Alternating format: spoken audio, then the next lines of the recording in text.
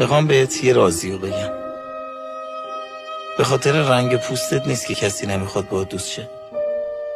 به خاطر اینه. tes épaules. relâche tes épaules, tiens-toi droit. dis alors bonjour. Bonjour. نه اینجوری نه، محکم بگو. Bonjour. آفرین. خب تو همین الان داری نقش یه آدم برنده رو بازی میکنی. اگه همیشه همین کارو بکنی، محکم راه بری، محکم حرف بزنی، محکم وایسی و به خودت بگی که تو یه آدم برنده ای، آدما همینجوری تو رو میبینن. کافیه به جای نقش آنای بازنده که تا امروز بازیش میکردی، نقش آنای برنده رو بازی کنی. فقط باید خوب بازیش کنی. اون موقع دیگه همه میخوان باهات دوست شن. همه آدما اینقدر دوستت دارن که خودت خسته میشی.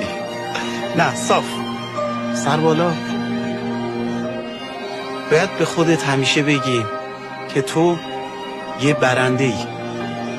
مثل برنده ها راه بری، مثل برنده ها حرف بزنی، مثل برنده ها فکر کنی.